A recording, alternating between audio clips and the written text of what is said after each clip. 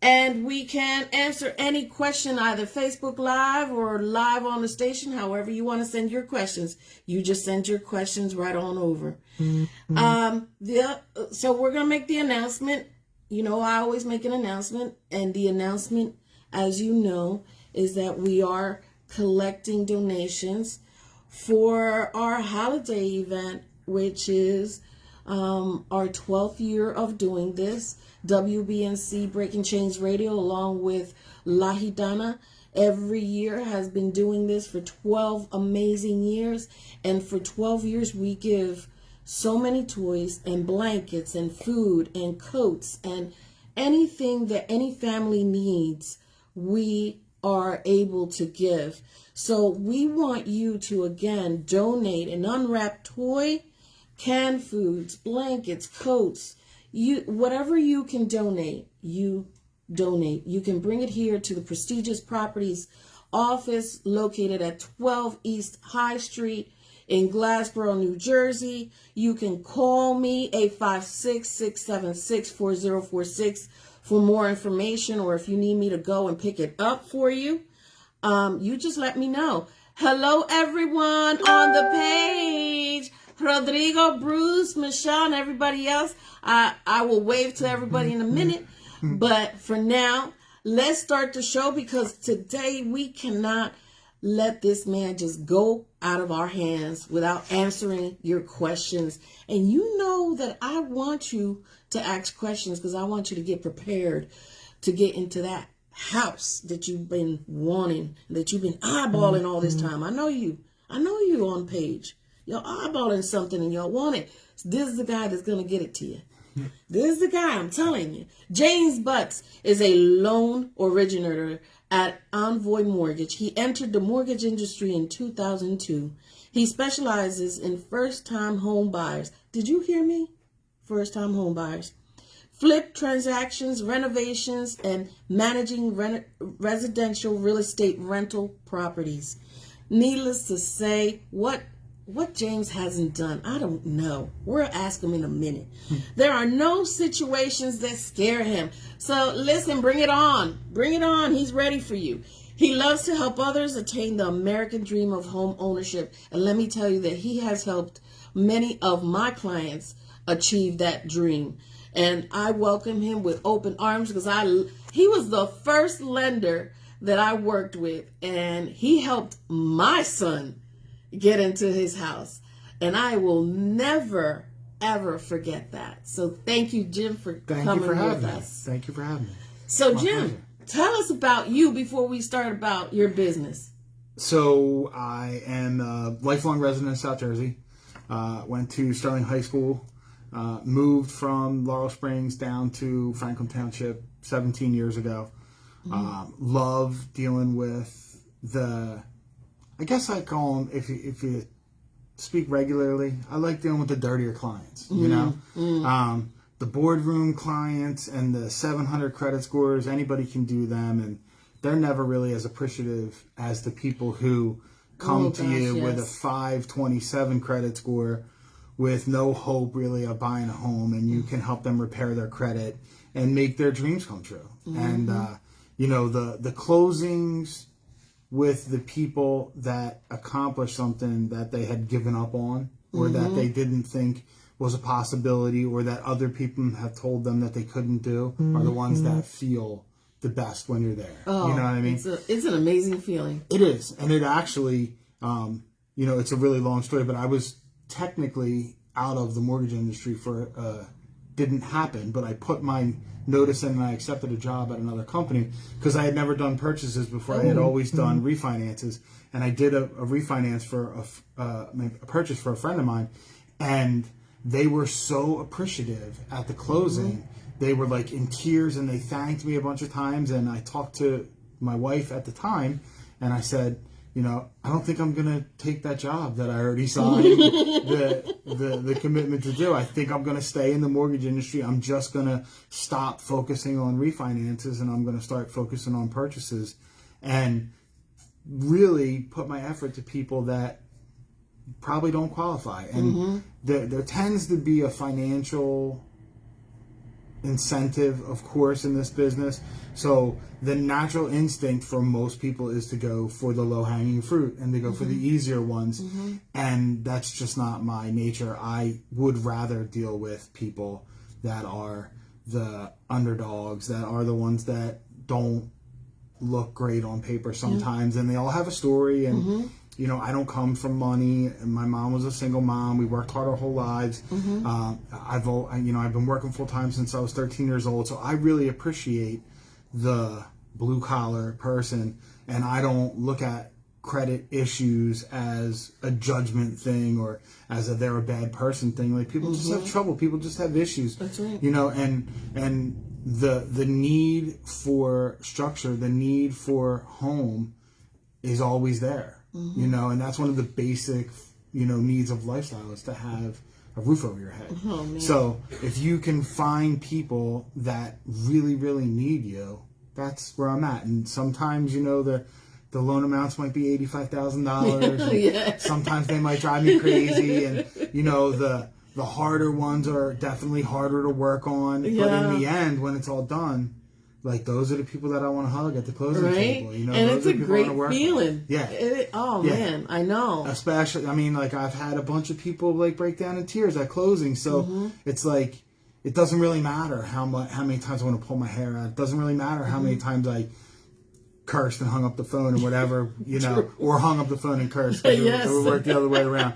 It doesn't matter, all that stuff. That's what matters. Those hours at the closing table with especially, you know, coming from a family with a single mom, I have a soft spot for single moms. So I know what the struggle is when you're trying to provide for your kids, and you got to decide whether you're going to pay this bill or pay that bill, or some days you're writing bad checks and some days you're doing this. So someone like that who really struggled and probably never thought they could own a home, you know, don't realize that most times owning a home is less than rent. You know, most times your mortgage payment is going to be less than what you're paying in rent, but you don't believe that you can actually achieve that. So no one likes to feel rejection. No one likes to feel the pain of that. So they just give up on that hope and just say, I'm going to rent for however, you know, and they keep renting. And it's just like throwing money out the window when they can just come over to Envoy Mortgage and talk to you and your team and get that mortgage approval. There's a bunch of programs out there for people. And, you know, if you work with a company that cares about you, they'll do what's right for you, not what's right for them. Yeah, you know? Exactly. Yeah. Jim has that, you know, that's why I named the show today Lending with a Heart, because exactly of what Jim has explained.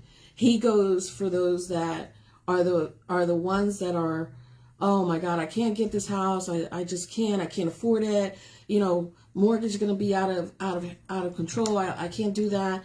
And he takes them in and he lets them breathe. Just take a breather.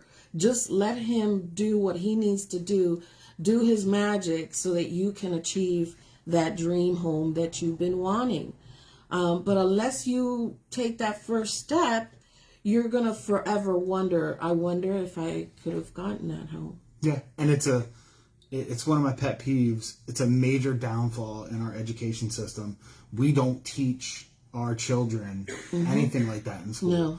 No kids learn the difference between simple interest and compound interest. No kids learn what a savings account really is. They don't teach you how to manage a checkbook. They don't teach you how to do anything. None of that. You know? So sometimes it's just a 30-minute educational session for somebody to go through what the difference is between that and sometimes they settle for what they think is achievable, which might be, you know, a rental apartment and 22% interest on appliances that they're preyed upon to get, when they really could achieve these other things if someone just gave them a little roadmap to work with and some guidance for how to get it. Education is changing your mindset, is thinking differently than what you're used to.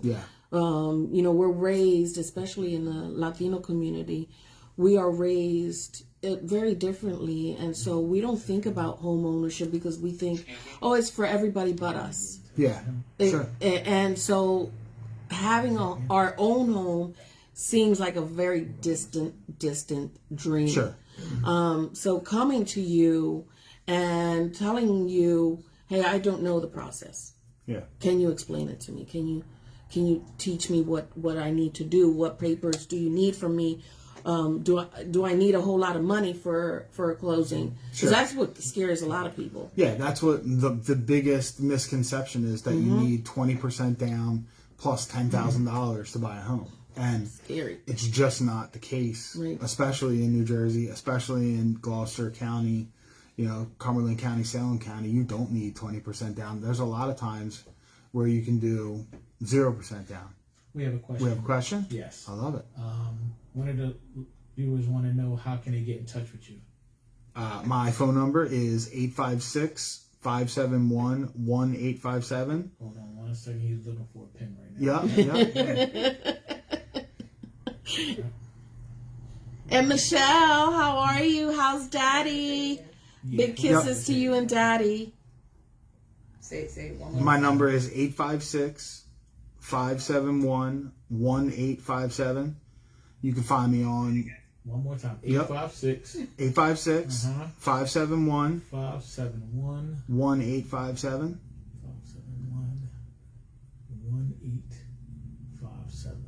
You can find me on Facebook. It's my full name, James F. Butz Jr. You can find me there. My email address, you can email me, james.butz@envoymortgage.com. You can Google search. There's only one James F. Butz Jr. around here. My father is senior, but it's not a very common name. Yeah. Or you can contact me, and I will Beatrice immediately take you over to Jim. Yeah. So 856-676-4046. You can also call our offices here at Prestigious Properties, 856-226-3113, and they will also lead you to Jim's office and contact information. Okay? Yep. Yep, you got it. So, Jim, what is the lowest credit score that people that you can work with? So there's an answer that you show on paper, and then there's a real answer. Mm-hmm. Because the answer that we show on paper is a 580 credit score. The reality of the situation is 85% of people with 580 credit scores don't meet the subsequent qualifications that you need to meet to get a 580 credit score.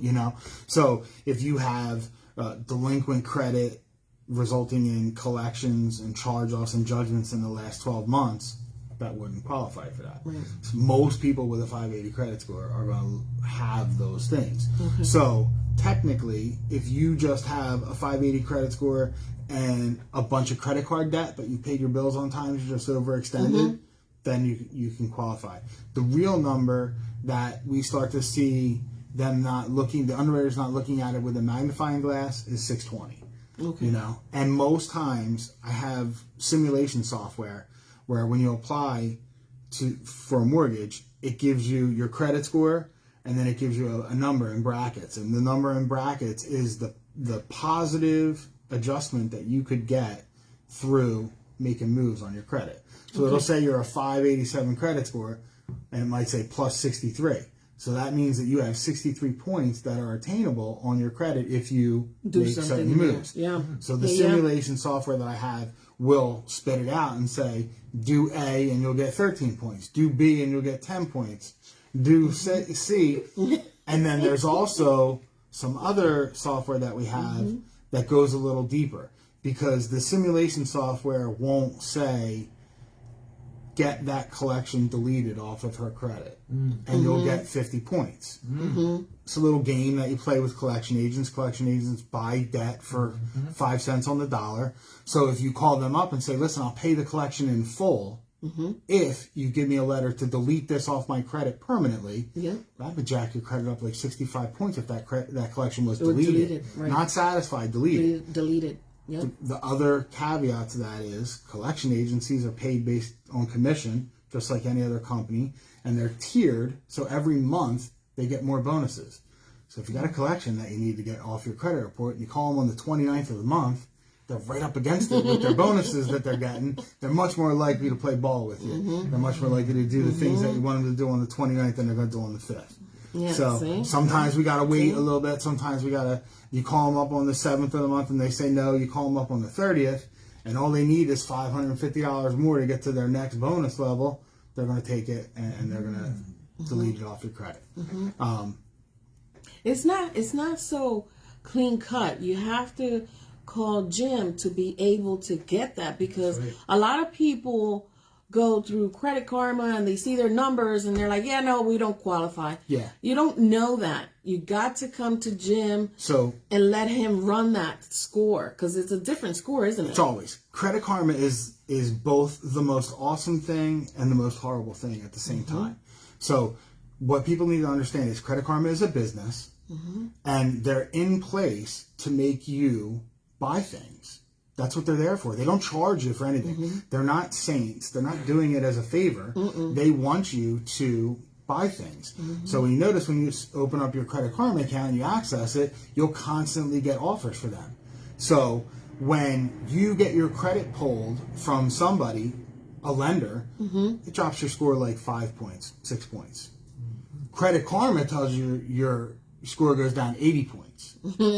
Because their algorithm weighs it like that. Totally but different. really what they want you to do is they want you to see an alert that your credit score went down 80 points so that you spend money on the monitoring system that they sponsor and you buy things from them because that's how they make money. The information on Credit Karma is wonderful. When you have a collection on Credit Karma, it's a collection. It's on there. You can look at your credit report and see for free what you have. If you want to contest collections that are there, they have a wonderful system that's free where you can go in and dispute the collections and go through and they'll do the follow-up and they'll remove them.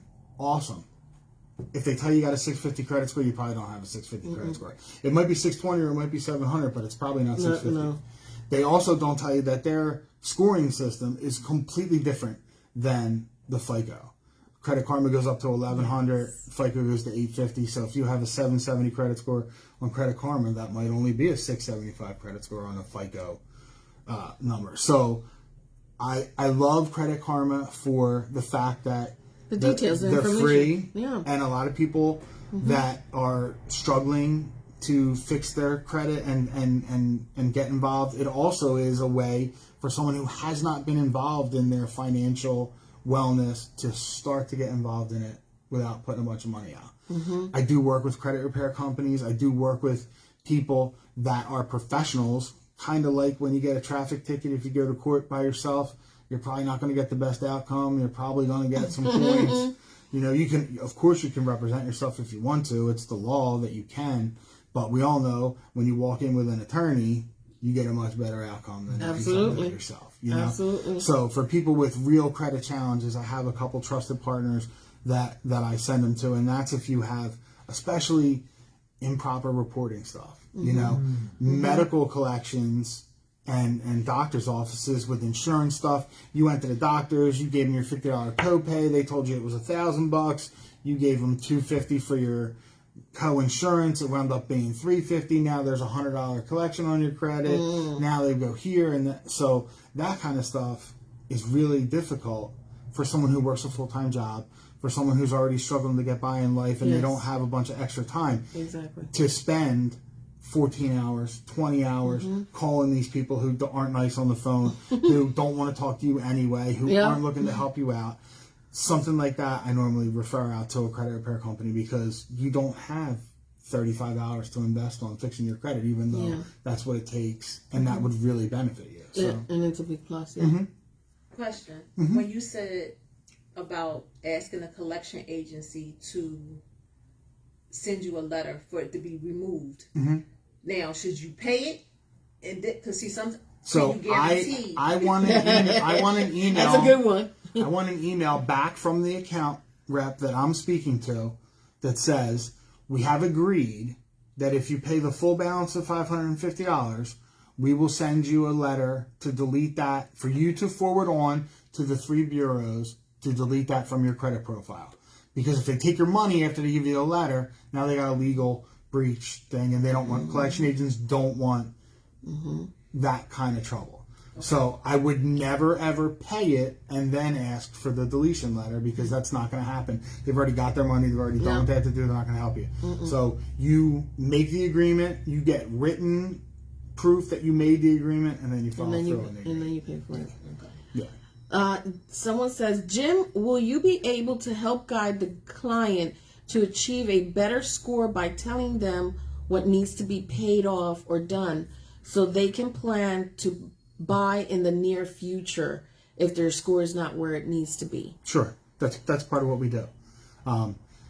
It's something that differentiates us from most people. Like I said, a lot of loan officers are in for the low-hanging fruit. And if they pull your credit and you're a 578, you're going in the trash. Not helping you. In the shredder, because you can't throw a credit report in the trash. But I've never understood why people don't work better with the people that don't qualify, because it's my experience that what you want when you do business is you want to have raving fans. Yes. You want to have people that talk great about you. Yes. You want to have people that recommend you all over the place. Work with the impossibles. The caveat to that is people tend to hang out in like groups. So if you fix somebody's credit, they're probably going to have friends that you need to fix their credit too. But the awesome thing is when I close a loan for someone that I've done 6 months worth of work from, they post the most outrageous review on Google. They tell all their friends about it. When I close a loan for a 720 credit score person, they look at me like, you didn't do nothing. Anybody could have done that. You know? That's true. I could have went anywhere. You're just the dude that picked up the phone. Yeah. You're just the card You that just gave me the loan, dude. No Like, big come on. deal. I'm the I one could that have gotten anywhere. Yeah. They're the one that deserves the credit for doing this, not me. Yeah. They paid all their bills. So that's the kind of stuff that I want. I every once in a while, it sounds kind of corny, but if I'm having a really bad day, I really go in and read my reviews from a year ago. And read what people say and it about pushes me. you again. Yeah, it gets me back centered to this is why I'm doing this. This is why I'm here. This is my why. There's always a why. This is my why. This is why I put up with that. This is why I get kicked in the teeth by a couple people who take up hours of your time for you to fix their credit to 3 weeks before closing tell you they're going to use their cousin as a lender. Yeah. And I told my kids I couldn't take them out the one day so I could go to your house to fix your credit. Yeah. It happens, you know? So when Very I need true. that reaffirmation, I'll go and read the reviews and I'll read all the wonderful things that people have said about my office, my company, the culture that we have established. And it grounds me again. Better. Yeah. Gets my focus back. Yeah. Yeah. Do you approve everyone? No. There's no way you can approve everyone. So I have a couple rules personally. If I feel like you're going to be a super default risk, I'm going to tell you you're going to be a default risk. The worst thing I want to do is get you in trouble. a house that you can't pay for. Yep. Even if I can get you approved, possibly, I'm going to tell you, I wouldn't do this if I were you. Yeah. You need to reevaluate things. Where's this money coming Which from? we have. Yeah. Him and I, we have worked on cases that he's like, B, do we really want to do this to her? Yeah. And I'm like, yeah, I was thinking that. Because when you look at the numbers, like it's all ratios, you know? So like I can approve somebody on an FHA loan to a 57 back-end debt ratio. That's mortgage lingo for 50% of their gross pay can go towards their bills on their credit report. But when you look at the numbers and you see that it's a single person earning the money and 50% of their gross pay, we're talking about before taxes, 50% of their gross pay is going to student loans, car payment, and the mortgage. So now they have, 43% left. If they're in a 27% tax bracket and they got 3 kids and they're paying this, and this, where's the money coming from? Like you're sure you can buy the house, but what's your plan afterwards? And honestly, if they can't convince me that they know a plan, I'm going to tell them you should probably get a loan from somebody else, because I don't want that. Because I've had that conversation a few times in my life where the person says, I'm in foreclosure and I don't know what to do. Yeah. You said I was approved for this mortgage and now I can't pay it. Right. What do we do? Yeah. So I want to make avoid sure it from the beginning. they know. Now I'm not the government. I'm not the IRS. If I know that your daughter works under the table as a waitress and she gives you $750 a month towards the bills, well, then I'm pretty comfortable that you're not going to go into foreclosure, and I know how it is. There are people that just need to reassess. If you want to buy a $225,000 house, but you can only afford a $175,000 house, I'm going to tell you can only afford a $175,000 house. We've had those too. If you want to push the 225, you need to talk to somebody else. No. Because I've had a few of those clients. Yeah. Do you work with people whose income is solely from disability or Social Security? Sure, all the time. So as long as the income is going to continue for 3 years, you can use it for income. If it's foster child income, depending on how old the kids are. If it's child support, they got to be younger than 15 when you're buying the house, because that gives you a 3-year continuance. If you're disabled, you're disabled. There's no shot that you're going to be not disabled in a few years. You've already been determined that you can't work full time. If you're retired, of course you can use it. And actually, you can gross up non-taxable income, because that's going to be the actual money. There's not taxes coming out of that. So you can gross it up either 115% or 125%, because that's actual money you're going to get. There's no taxes coming out of it to account for it. So yeah, a bunch of people we do are fixed income, disability. You can't do unemployment. You can't do unemployment if they're currently unemployed, and you can't do unemployment unless it's a seasonal factor in their job. So if you're a golf caddy and you made $30,000 a year on the books as a golf caddy and $15,000 a year on unemployment because your club closes down, you can use that. If you're a union worker and you work 46 weeks out of the year and 6 weeks you get unemployment, you can use that. They can't be unemployed at the moment, but you can calculate that into the factor of what they make, because it's seasonal and it's a normal, regular part of their employment. So you can use whatever. And I try my hardest to learn all the guidelines so that I can manipulate the guidelines in the customer's best interest if I know they're going to pay the mortgage.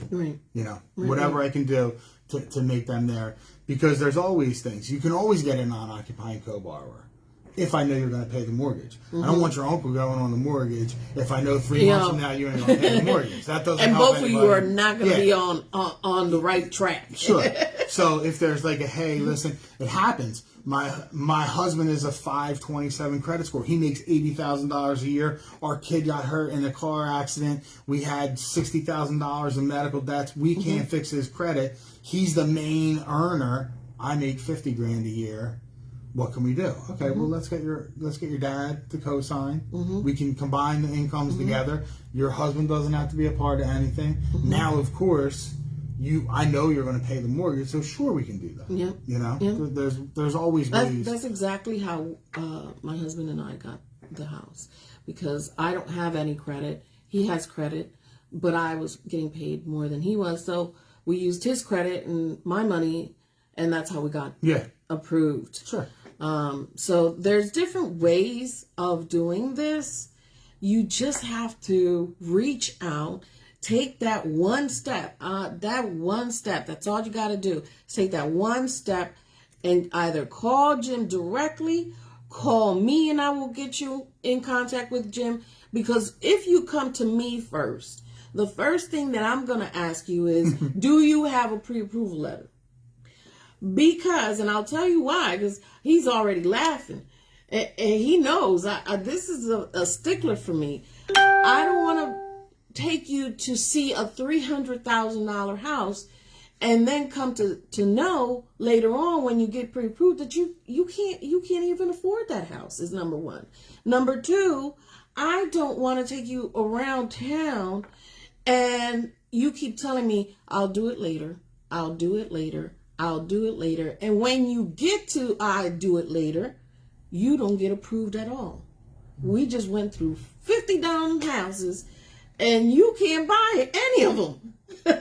So I want you to know from the beginning what you can and cannot afford. Is that what a pre-approval letter is? Sure.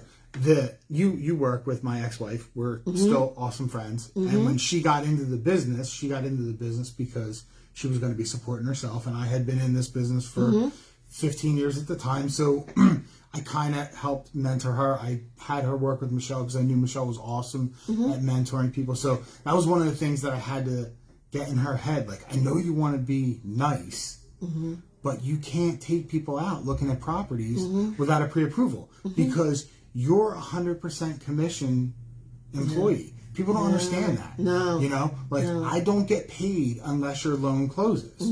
I don't get paid unless I sell that house. Right. I want to be the nicest guy in the world. I want to help everybody. But the reality is that doesn't pay my gas. That doesn't pay my car payment. And if you take somebody out and spend a weekend looking at properties and doing all this stuff, and they get their credit pulled, and like, oh, geez, I didn't know that collection account was going to show up from the dentist. I have a reason why I didn't pay that bill or whatever. It's just like, you know, everybody needs to know their time is valuable, and you need to invest in yourself. The person needs to make sure it's all good. And if you don't get a pre-qual, it's like saying, I want to go to the doctors. I don't want you to give me any type of inspection. I want you to check me out. Just tell me what's wrong with me. Let me get out of here because I want to go. Like, we're experts at what we do. Exactly. You need that. And if you're an agent, this might hurt people's feelings, but it's the truth. Listen, he's been so rough with me since I started. He was like, B, you got to do it this way because now you're going to be wasting your time. And this, I love Jim. I'm telling you, I love Jim. If you're an agent who's taking people out without a pre-qual, you don't respect your own time enough, and you don't demand what is necessary for someone to work with you. If someone won't do that, they're not giving you the respect for your time and for all of your energy. So you're way better off telling that person to go find another sucker to take them out and waste their time with them than you are investing all of it in there. Because there's only bad can come from it. There's not really any good. They're going to see a house that they love. They're going to fall in love with it. Yes. And now, especially in this market right now, if you call me up and say, I saw a house that I love, I want to get pre-qualified, I'm going to say, you're too late. Yep. It's going to take me 48 hours to get you pre-qualified, and by that time, the house is gone already. It's gone. You're just going to you're going to get your expectations up for putting an offer in on this house. It's going to be gone. There's already 5 offers there. If you want to shop for a house and you don't have a pre-qualification, you are not winning. You're not winning the bid. No. That's just the way it is. By the time that you send me, and that's what people don't understand, by the time you send me the address that you want to go look at, if you don't move immediately, don't call me on a Monday and say, well, let's go Sunday or next Monday. By then, it's gone. In this market right now, it is gone. And if you don't have that pre-qual, it'll really be gone. Yeah, and I love everyone. I try to help everyone. But the reality is I have 15, 20, 25 customers that I personally work with a month. I have 50 customers that my office, my branches work with a month. What kind of person would I be if I dropped everything I was doing to get this person pre-qualified because they refused to do everything that we told them to do from the beginning? Exactly. You know, like that's disrespecting all the other clients that I have. Exactly. Your lack of preparation and unwillingness to take direction doesn't make an emergency in my life, and it isn't fair to all the other people I'm working with that are do that to. Yeah. That are doing because exactly they did the what right you're thing. Right. Right. So I got to take care of the people that are doing the right thing. That's why I'm a stickler with, hey, get pre-qualified. Let's do it. You want to invest in yourself? I'm 50-50. You want to take an hour of your time to work on stuff? I'll take an hour of my time to work on stuff. Absolutely. You want me to do all the work? You're talking to the wrong dude. Yeah, you got to invest. No, you know? That's not going to happen. Oh, question. Hey, Carmen. Hi. I see you over there. Hello, Selena. I'm glad you are all on here and listening to James Butz. He is a loan originator at Envoy Mortgage. Do not forget that, James Butz. If you need his information, you can call us here. You can call us. It's okay. Michelle, you need to see my pretty face, baby girl. You know how I look. The man of the hour is here. That's who needs to be seen. Look, see, hi, y'all. You just need to see James, and you need to listen very carefully to James. And if you need information about James, you can call our offices here at Prestigious Properties, 856-2268. She's laughing. 3113. Or you can call right now live, 267-713-9262, WBNC Breaking Chains Radio, and you can talk to James right now. So, we have a question? We have a question? Yes. What's the question, girl? The question is, okay, I might be jumping. Yeah. If what's the qualifications as far as somebody, if you run across a house that needs work, and I know that FHA wants certain standards versus conventional and things like that. But is there something out there for if the house is like a semi-fixer-upper type of situation? She's jumping. She's jumping here. She's jumping. I'm sorry. That's okay. I'm excited. So there's a lot of different options for you. Are you talking about a home that you want to live in for yourself or a home that you want to purchase? Okay. So FHA has what's called a 203K loan. My favorite. They're a bit tedious. Yes. And they're expensive. Because when you do an FHA 203K loan, you need 2 appraisals instead of 1. You need what it's currently worth now and what it will be worth after the renovations are done. You also need a consultant who is the person that works in between the contractors and the bank to make sure not only that the work gets done properly according to the drawings and all the specifications, but he also does something called a feasibility report. And what that means is it's feasible that this property can be fixed the way that the plans show. And if it is fixed that way, we feel that it would be of value and not a white elephant, which means you're not taking an $80,000 home in a $150,000 neighborhood and making it a $450,000 home, because that's not something that would be marketable in the neighborhood. So he does that. You're paying a little bit more for that. It is a perfect way to, if you don't have $40,000 sitting around to do the renovations, it works the same way a regular loan does. If you use round numbers, if you were buying a home for $100,000 and you were doing $40,000 in renovations, you would put 3.5% down of the full $140,000, and then the balance would go to the contractors when the work is done. There's different types of them. There's draws. It depends how extensive the work is. If there's like, you can do an easy, it's called a streamline. You could do an easy one. If you need paint and carpets and there's nothing structural, there's one way to do it. You don't necessarily need a consultant for that. If you're talking about moving walls, changing electric, doing plumbing, anything that would need permits and anything that would need stuff like that, then you need the consultant. You need to do a full 2 or 3K. And Fannie Mae also has their version of it, which is called a home style renovation. Little different, not necessarily have to have a consultant, but if you don't have a consultant, that means you have to do more paperwork as the buyer. So that's one thing. And then there's also a little bit more aesthetic things that you can do with a Fannie Mae loan that you can't do with a 2 or 3K. So like if you want to do a deck, you could do that with a 2 or 3K or a home style renovation. If you want to do a pool as part of your renovations, can't do that with a 2 or 3K because FHA doesn't believe that a pool increases the value. There's different stuff with solar panels. There's different stuff with that. So really it depends, and it also depends on your credit score. If you're a 620 credit score, you're going to get a better deal from FHA, meaning your payment is going to be less at the end doing it that way.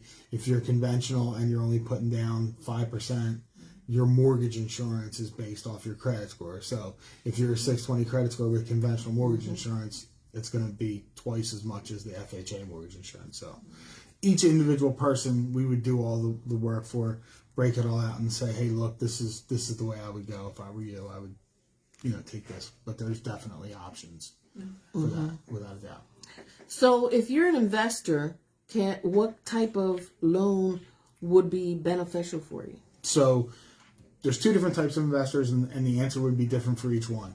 If you're a buy and hold investor, you would use the Fannie Mae home style renovation loan because you're going to keep that property, you're going to rent it, you're going to fix it up and keep it, and you're not going to pay a hard money rate like you would pay out there for, you pay 7%, 8%, whatever it is to do it. If you're a flip person, a lot of times the Fannie Mae home style won't work for you because most of the flip contractors have awesome accountants and show that they make $22,000 a year, so they don't qualify for that on paper. Okay. Most times, when you look everything out with the way that they have the write-offs and their expenses and everything, Fannie Mae and FHA and all these loans are all government-sponsored entities now, so they're all intertwined. So if you tell Uncle Sam that you make $22,000, you can't turn around and tell him later that you make $82 because you just told him that you made $22. So it's all intertwined. We're going to look at the tax returns. There is some depreciation and stuff we can add back in.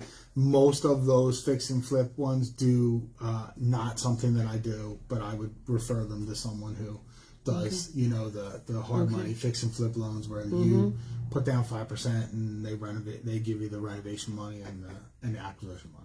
Okay. Yep. What are the different types of loans that you have? Okay. So starting off, you'll have conventional loans.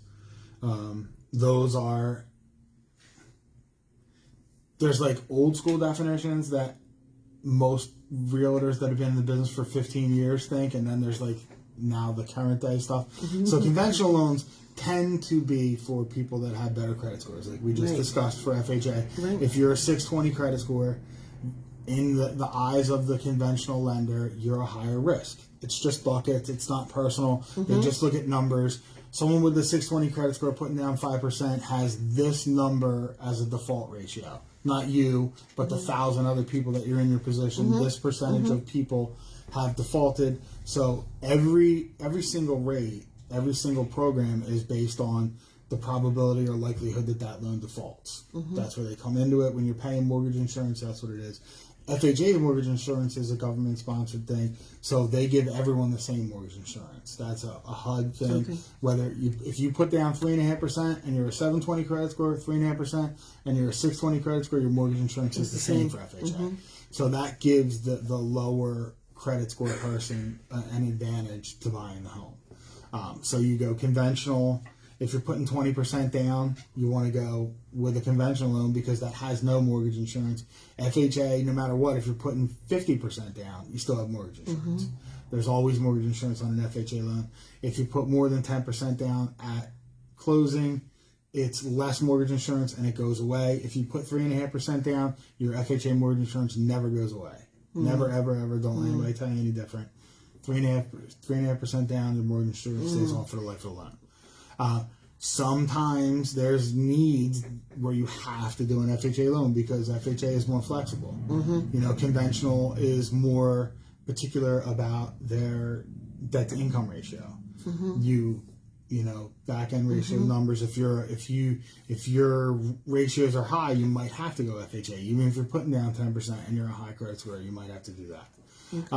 There are other options, but those are the main two. And then we also have what's called non-QM loans, which means non-qualified mortgage, doesn't meet the government definition standard of what's called a qualified loan. And that would be someone who is self-employed and their accountant writes off all their income, but they deposit $17,000 a month in their checking account.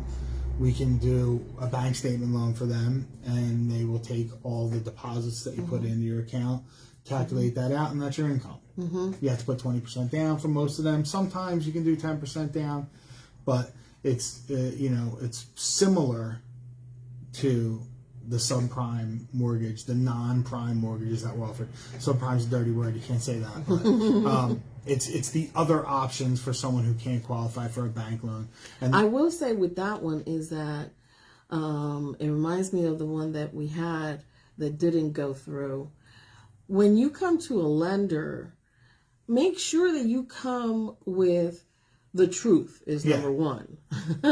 That's I don't care. I'm not the judge and jury. Yeah, But if you lie to me, he can't help you. I'm going to find out. And you know can't what I mean? help him then. Yeah, like we went through that in the beginning. We partnered up on one, and the person looked amazing because we went by what they were saying to us, and then it just no. At the end, it was not at all. this fell apart and that fell apart, and it's like because their stories weren't correct. So when you come to me or you come to Jim or any lender, come on.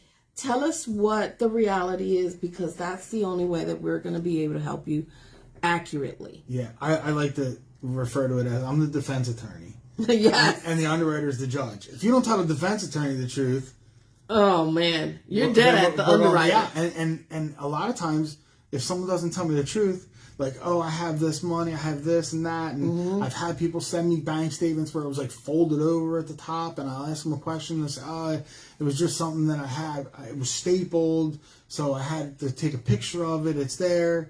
I'm like, okay, well, listen, just so you know, if you're wrong, you can't buy the house, right? So we're all on the same page, yeah. Then it comes over and, well, that's my boyfriend's account, he's going to give me the money. No, you can't do that.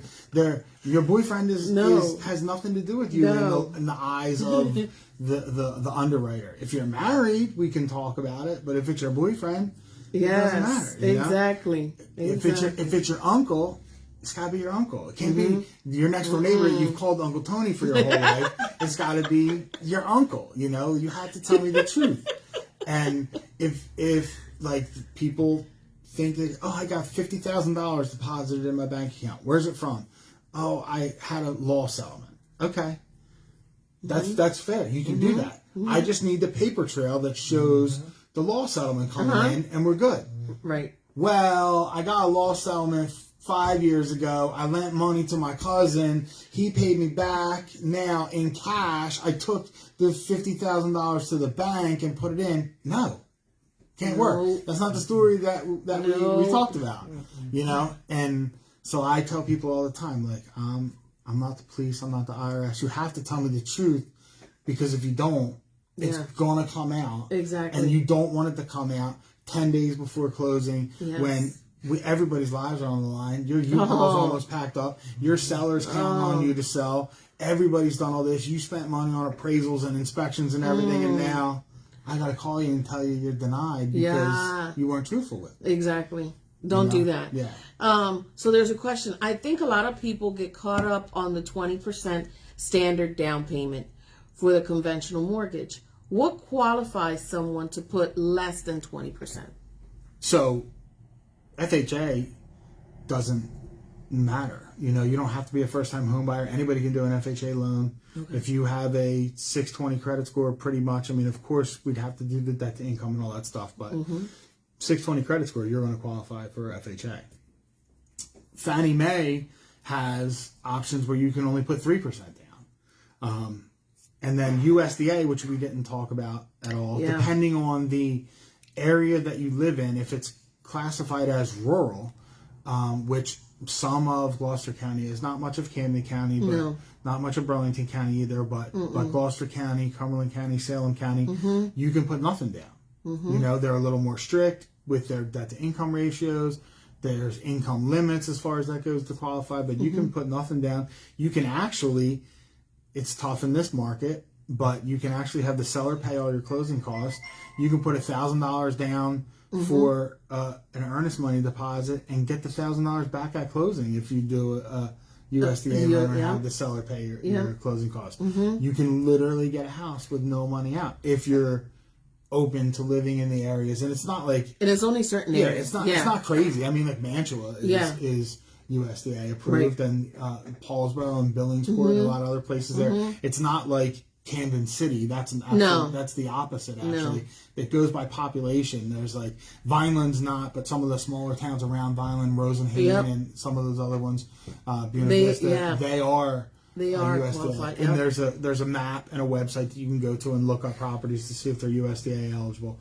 But there's nothing. It's nothing like it's got to be in a low income area, nothing like that. And the houses, I was looking at the houses in the USDA areas. They're not bad. Yeah, they're not bad at all. Yeah. So, just because it's a rural area, don't start thinking, oh my God, Yep. it has to be beat up. It's not beat up. The only thing it's based on for USDA, you got to be careful of, it's based on household income. And you sign an affidavit saying that your household income is this. So that means you don't have a 17-year-old kid that works at Wendy's and makes $13,000 a year, because that's going to count as your household income. As long as you qualify, you're fine. Yep. If you do, if your kid does work there.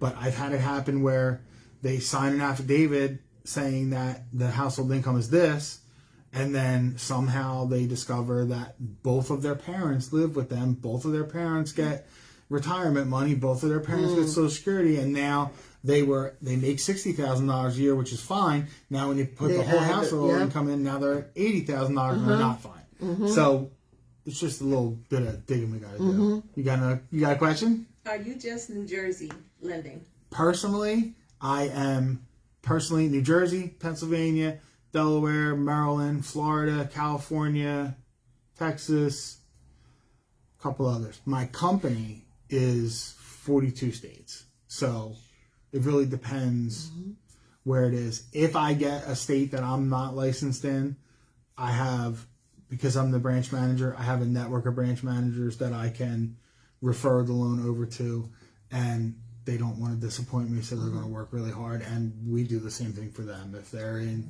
New Mexico and they need somebody buying a second home in Jersey or something, they refer loans to us and go through. But I personally can do loans in 7 states.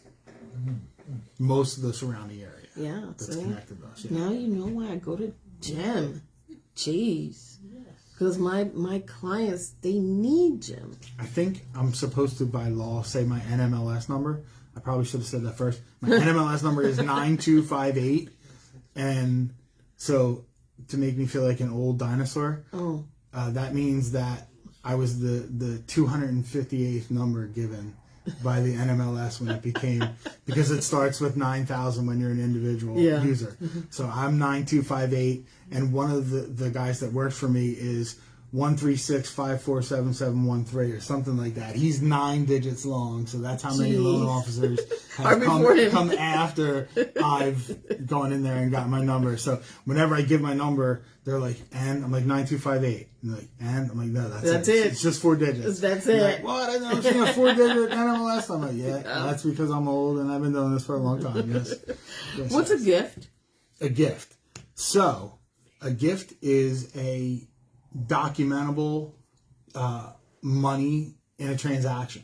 So if you have an uncle or a father, someone who's a blood relative, and they say, I want to give you $10,000 to buy a home, there's a process that you need to go through. You need to verify that they actually had the money, because every rule in mortgage is from a bad person who broke the law by doing something, so they make rules against it. So they have to show a bank statement showing that they actually had the money. It didn't just get put in there. It's not drug money trying to launder stuff and all that, which happens all the time. Yep. And there's a paper trail that has to come through. It needs to go into your account, or the easiest way to do it is to get the check made out to the title company.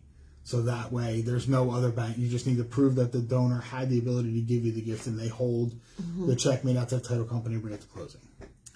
Okay, guys, we are closing soon. And that means that you have to... Part 2. You have to... Okay, I'm going to tell you. You have to contact us to get more information. What? Yes. You have to call Jim. Jim, where can they call you? Where can they call you? 856-571-1857. Or you can email me at james.butz, that's B-U-T-Z, james.butz at envoymortgage.com. Anything else that you want to tell them that last minute? Oh, yeah, I do. There's a question on here that I wanted to talk about, what we do in the community. So there's something that we do that is my baby, and it's something that I love that we do. We have something called Second Saturdays. Every Saturday, it's a we'll call it's a volunteer event, but it's a subtle command. If you want to play in the Jim Butz world, you got to volunteer every second Saturday of the month. as long as you don't have something to do. If you got a family thing, that's fine. So every second Saturday of the month, we pick some organization to go as a group and volunteer for. So we've been to the Last Stop in Kensington, which is a homeless shelter. We handed out food. Yeah. We've been to a couple animal shelters to work with them. This past Saturday, we actually did it on Sunday. We had a vet who had PTSD, and for some reason there was glass all over his backyard. Like the owner previous to him had like a side business with glass and had thrown it all over the back, and his dog was getting his feet cut, and when he was outside, loud noises scare him, so he couldn't fix the yard up. So we went there, the 10 of us went there to do it. Yeah. And it's just something that people say they have good culture, and people say it's important to give back, but then they don't really do it. You know, where like, I want everyone to know, if you're with me, we're giving back. Yeah. You know, if you're with me, we're going to be a part of the community. That's right. I'm not a used car salesman. Like most people look at loan officers. When the meltdown happened, they're all scumbags. They might be scumbags, but I'm not. I'm not. I'm one of the dudes that care, and I know how good I have it, and I know how good my family has it because of this business. So I want to let at least 12 times a year, and then we do the Thanksgiving homeless shelter, and we do the Christmas adoptions of their families. So I want to. You're not going to just hear that we're good people. You're going to see that we're good people in the efforts that we do. Absolutely. So. And I thank you for coming on to WBNC Breaking Chains Radio. Again, guys, we shall be back in December now. That's when the next show is. And the next show is going to be with Cassandra O'Neill. I wonder who that is. You're going to ask me, I don't know. You're going to have to come and check it out and see who it is. I don't know.